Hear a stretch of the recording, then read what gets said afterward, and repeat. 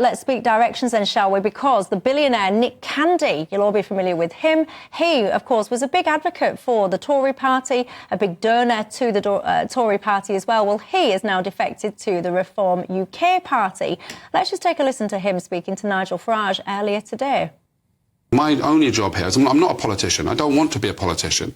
I helped raise funds for the Tory party. I'm now helping Reform doing it. I think we'll break records of that, not because I'm so great at doing it. I believe people want that change. I wouldn't be doing this if I didn't think Reform UK will be the party in government in 2029 and Nigel Farage will be the Prime Minister of this country.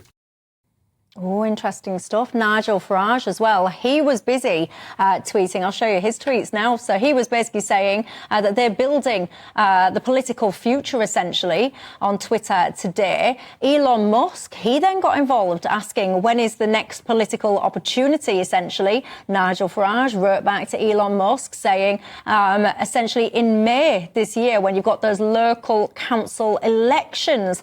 Nick Candy as well, he said that he's been speaking to Elon Musk this morning, as it happens. I mean, are you gutted that you've lost this donor and advocate for your party, Jacqueline? Yes, I am. I am gutted when we lose any donor and any supporter or somebody crosses the floor.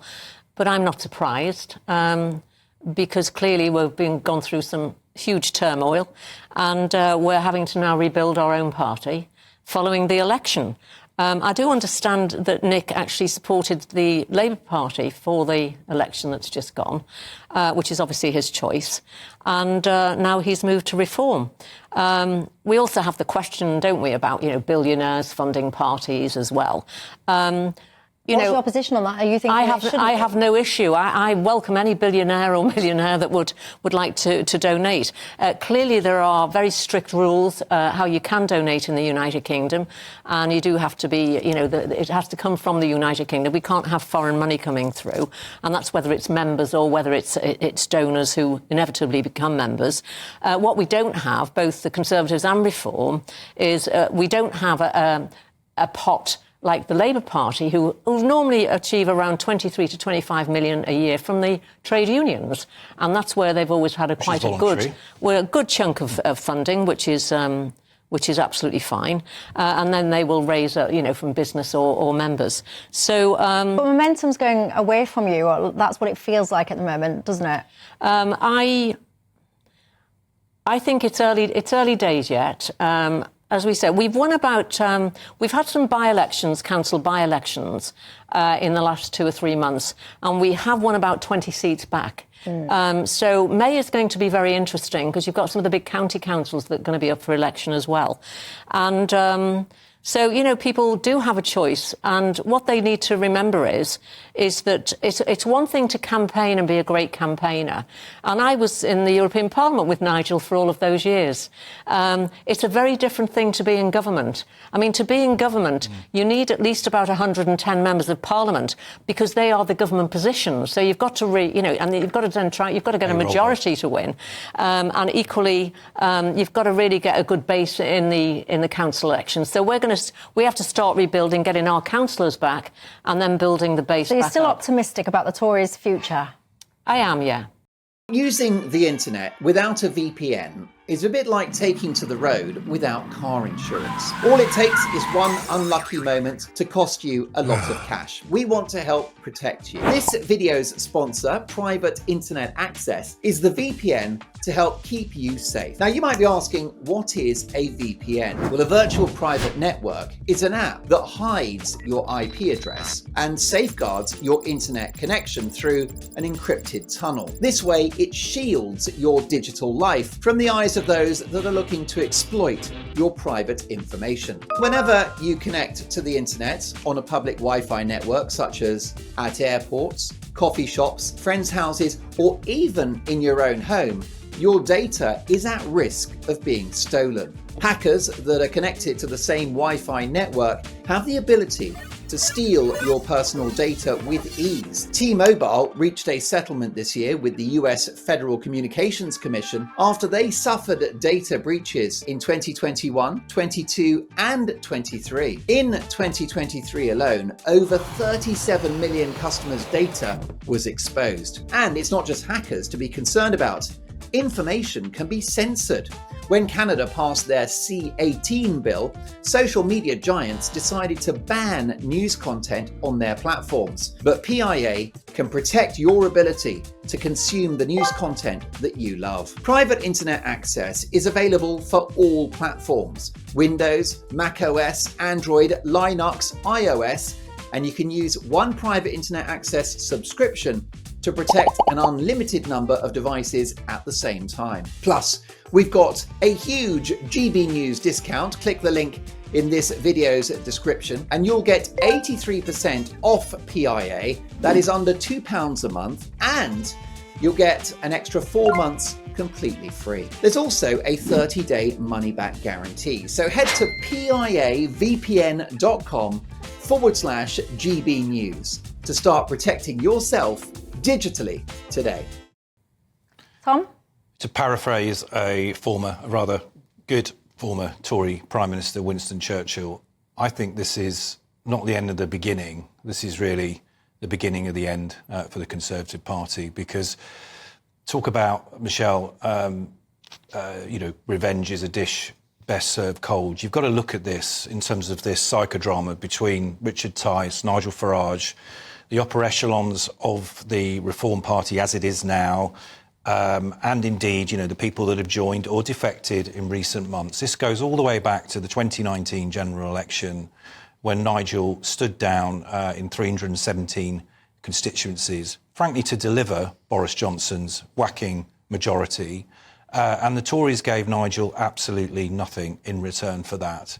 In fact, they sort of danced on his grave.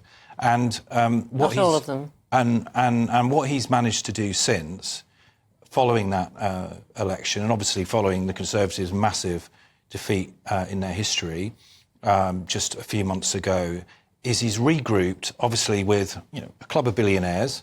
And I agree with you, Jack. We don't want state funding of political parties. No. I think anyone who's eligible, whether it's at the individual trade union level, or indeed if you're a registered business, you're a bona fide business. All these donations, by the way, are registered on the Electoral Commission. You can go and see them online. So as long as there's transparency, I don't frankly care where the money's come from, as long as it's legal and it is registered.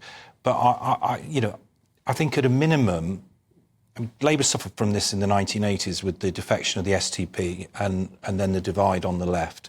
This is an existential crisis for the Conservative Party, because they either go into the 2028, 2029 general election with this massive division, this revolt on the right, which essentially lets Labour win another loveless landslide, or, which is what I think Richard Tice, Zia Youssef and Nigel's plan is to, with their ground game, with the investment that's going in by people like Nick Candy and others, to actually replace the Conservative Party as the party on the right, which will have a sort of Thatcherite 2.0 political party that believes in a small state, controlling mass migration, small economy, small state, and sorting out the NHS with the kind of reforms that Elon Musk has been touting across the pond with this government of efficiency, whatever he calls it, the Doge, Department of Government Efficiency. That is how the narrative is shaping up on the right of British politics. And where is Kemi Badenoch? She's nowhere. No, but that is a good point. Where is she? Well, she's been elected as the leader of the party. So to do what? And to say what? No. Where we're not naive is, this was, there's a lot of us who are still in the Conservative Party who are not moving anywhere, who are Thatcherite Conservatives. We are small state, low tax, etc. And we were the first ones that were also trying to... I believe that the party was drifting with our policies too, notwithstanding the pressures with COVID and those other things, having to really start, putting a lot of money back into the public purse.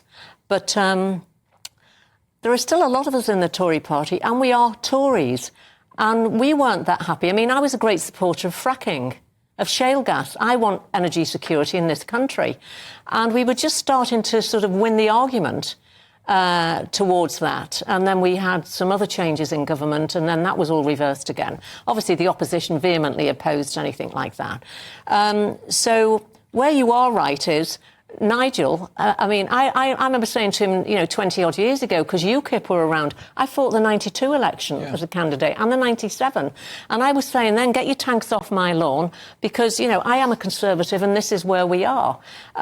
What they've been able to do is pick up, really, the Conservative policies, because we lost sight of them, in my view, and we have drifted in too many areas to the left. And I want to see, Kemi is the right person in my view, and hopefully we'll start developing the policies. You can't just develop them on the hoof because somebody wants you to say something. She's already said she will reverse the tax on farmers. She's already said she'd reintroduce the winter fuel lines. There's just a couple of things. But what she has said, and I agree with, is don't make policy up on the hoof. We have got time now, because we're in opposition for a period of time, to get together and make sure that we've got the central office being sorted out, make sure we've got the right candidates again, make sure we start building the roots back up in local authorities, and hopefully retrieve the ground that Reform have managed to take from us. Yeah, I get that, Jackie, and I'm no doubt at all, that you're one of those hard-working, decent, traditional Tories. But I'm reminded, of something an old boss said to me once. He said, Tom, don't tell me what you're going to do, show me what you can do and what you're going to do. And the problem for the modern Tory party, and this is the same for Kemi, actually, who I've got a lot of time for, actually, personally, as a communicator and someone that is slightly actually out of the mould of the sort of robotic politicians that we've got used to in Westminster of all parties in recent years, is she was part of a government that doubled the national debt, that saw post-Brexit, having promised in several manifestos that we'd get control of our borders, this open borders experiment, thanks to Boris Johnson and the points-based immigration system, and productivity in the public services is in the toilet.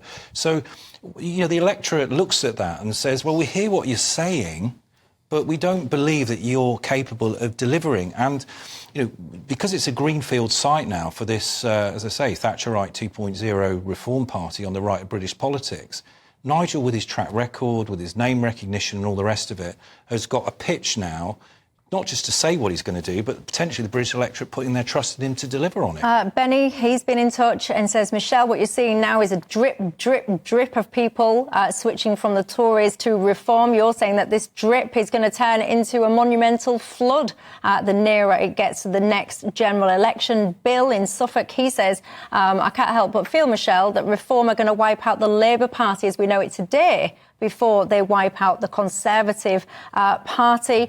George says, Michelle, it feels wrong to me that the more money you have available, the more likely you are to get into government. Isn't this just reflective of a broken system? Ken, you speak about broken systems. You're saying you can have all the money in the world, but if we have what we had last time, which is essentially